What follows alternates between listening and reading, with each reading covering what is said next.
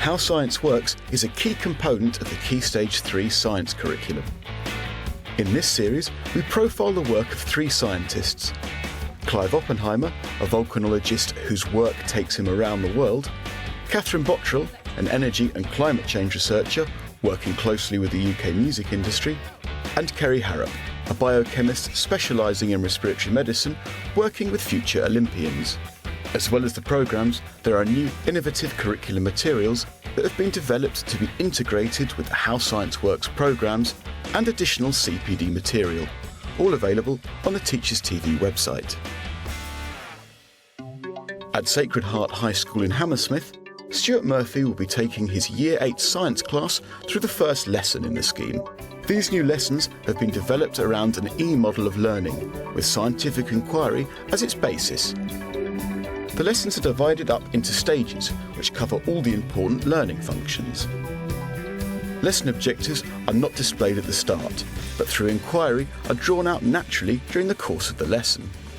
I like the fact that you go from beginning to end. It's got quite a natural flow to it, and it's for me anyway. I find it's quite easy to teach. It's not ungainly. It's not unusual. It doesn't feel uncomfortable. It just makes sure you're doing the things that you wanted to do in every lesson anyway. The lesson is about breathing and links in with the How Science Works Asthma on the Run programme. The Engage section is designed to grab the students' attention and introduce them to the objective of the lesson. Have we got any asthmatics in the room? One. How long have you been asthmatic? Since I was a baby. Can you explain to people what an asthma attack is like? It feels like your lungs are tightening and closing and you keep gasping for air. So it makes it really hard to breathe, right? Yeah. So we're going to have a look at the video clip. We're going to look at this athlete and see... he wants to be in the Olympics, so he actually wants to be, like, the best in the world, not just average, and also to a scientist who's working with him to find out a bit more about his lungs. This opening clip sets up the central theme of the lesson: whether an asthmatic athlete could win an Olympic gold.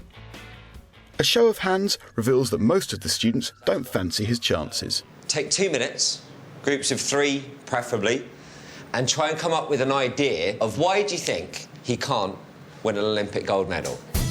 So your heart is pumping faster, but with someone who has asthma, they can't, breathe as well. He hasn't got enough oxygen, and when you run, your heart beats faster. If you're a person with asthma, you're going to lack energy because you can't really breathe as much. So we think he can try to win a gold medal, but he's going to have a disadvantage compared to the other people that he's running with. Maddie? I like seeing as it's around the summertime and stuff, global warming, it's getting hotter. Yeah. So it could be a humid day, seeing as it is in the future. If you get the kids engaged from the very beginning, then they're into the lesson and they want to learn and they want to find out what it is you're trying to tell them. And that makes a massive difference when you do take the time to do it. The elicit stage is used to find out students' existing ideas, including any misconceptions. For this lesson, Stuart is going to put 4 volunteers through their paces as the class consider what happens to their breathing during exercise. OK, thanks, Susan. Thanks, Giovanna. Lucy, brilliant. Anika, fantastic. Let's get outside. Anika's asthma is not serious, and Stuart has checked that all the volunteers were able to take part in physical activity.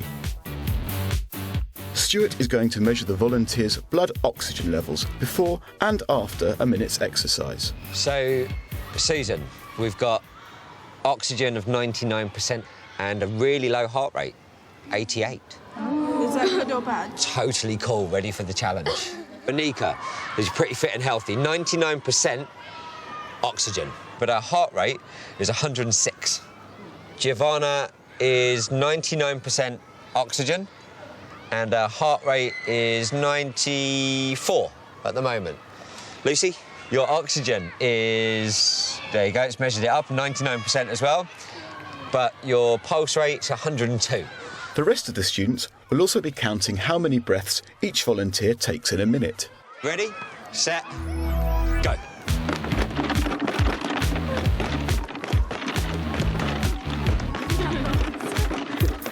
Girls, watch their breathing. We can't see the breathing! Watch their lips. OK, girls, stop. They're all pretty puffed out. We're going to see if anything's changed. They've had a bit of time to relax. As you'd expect, heart rate has increased after exercise, but interestingly, blood oxygen levels have remained the same. No matter what happens, OK, the level of oxygen in their blood didn't change. So they worked really, really hard, right? They used up lots of oxygen, but nothing changed. Back in the classroom, the groups consider the findings from outside. What ideas have you got? Any ideas? Well, we said that because, like, your muscles, you need more oxygen to have more energy. So you would need to breathe more quickly to sustain the amount of oxygen that you need to carry on the energy that you're using. OK, so it's about needing more. Yeah. So you've got to get more in because you need more. Getting responses from them, so eliciting information from them. It's important to find out what they know as much as anything else, to give you a baseline to work on. And I think it's surprising when you use the model how many times you get an answer that you weren't expecting. In the Explore stage, students get the opportunity to carry out some further tests on their lungs. Was it easy to measure breathing when people were exercising? No, it's pretty tough. We've got two pieces of equipment I'm going to show you. The first one is this. This is called a peak flow meter. And what it does is it measures the hardest you can breathe out. So a really big... I'm not going to do it because I'll spit all over you. But the hardest you can breathe out, right? One big puff, straight out. And it will measure, it will work out from that how many litres of air you can actually get out of your lungs in a minute. Now, the other thing, this is great, this. Look. There we go. As well as using peak flow meters, the students will also use a lung volume bag to measure their total lung capacity.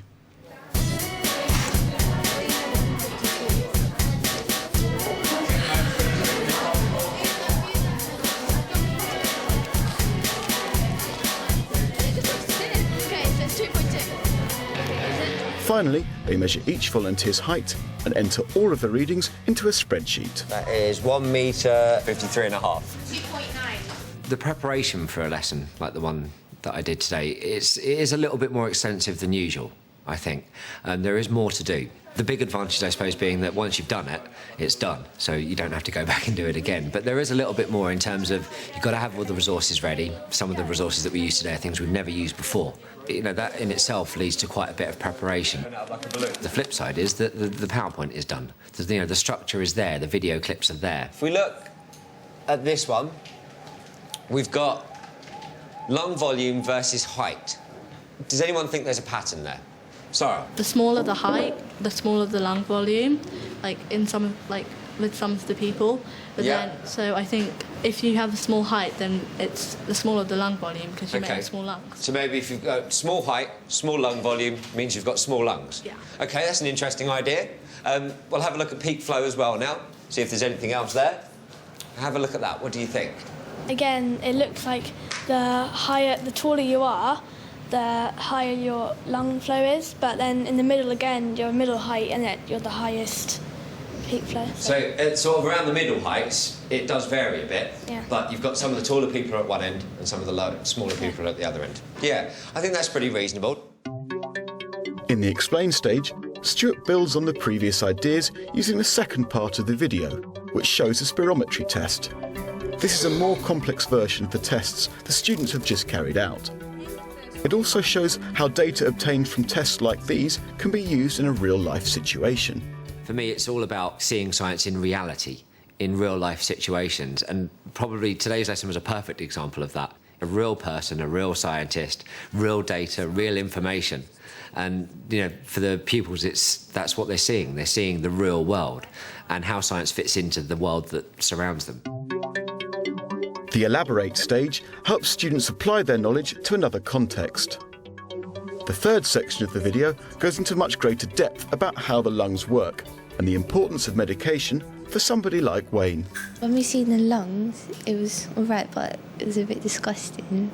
I liked the bit when they dissected the lungs because it showed how the lungs work. I didn't really expect the colour of them or anything because they were a bit red and, well, I was expecting them to be red, but they were more thick than I thought they were going to be.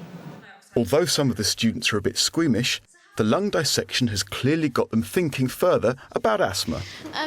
Because my friend has asthma, but when we went away, she had like different colours of the thing. Oh, inhaler. But why is it? How come some people have different colours?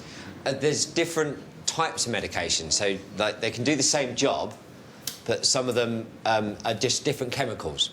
So some people might be better off having one, like some children take one and some adults take another. But like she said, there's one that you take all the time, but then there are others to take for when you're actually having an asthma attack to try and stop it, to try and make the airways get bigger. Aren't some of them stronger than others? So Yeah. if you've got really severe asthma, you can... Absolutely. So I don't know what the colours mean, but you get different colours for different things. Pascal knows what the colours mean. Aren't the blue ones if you're having an asthma attack at the moment, and then the brown ones at the long term that aren't as strong, and then the white ones with the red at the bottom are the strongest ones? Is that right? OK, that sounds reasonable to me. My dad used to have asthma and he doesn't have it anymore. Can you get rid of it, or does it just go away? It depends how bad it was in the first place. Okay, it may have been something that caused his asthma, because some people have asthma when they're younger and it's to do with where they live and things like that. Like pollution can cause asthma in a lot of people, or at least it can show it up so that you've got to have an inhaler. So some people have them at certain times, like maybe when they're growing up because their body's changing, everything's growing, they can have different problems. But then sometimes you just don't need one anymore, but maybe he doesn't run like he used to, I don't know. The Evaluate section is designed to test how the students' understanding is progressing. In this lesson, it takes place in 2 sections. Firstly, the students play a true or false game to test their knowledge. Cells release energy from glucose and water. False. Right, glucose and oxygen. And finally, Stuart asks the students to consider how they'd explain what they've learnt to a younger audience. OK, Emma, what have you got? Asthma is when you have difficulties in breathing. This happens when a part of your lungs becomes clogged up with mucus and slows down the process of gas exchange, making it harder to breathe. Today you can use medication to help stop this. You can use an asthma pump which helps to break down all the clogged up mucus and makes it much easier to breathe. Fantastic. Wouldn't you feel better if you got a letter like that? Yeah, I think I'd feel a lot better. So, girls, what's the key? The one key thing, if you're asthmatic, what should you be doing? Pascal? You could take your inhaler. Right, perfect. I liked how they showed real life situations, because he actually wanted to be an athlete in the Olympics. I like the way that we didn't just focus on just about lungs. We learnt about like the different causes that can happen with your lungs. Like we learnt about asthma that affects your lungs as well. I liked it that I could find out about like me instead of just everyone else, like instead of reading it out of a book. My best lessons looked like this before. Now with this scheme, all my lessons follow the same pattern, so I feel that all my lessons are better. It's raised the standard across the board.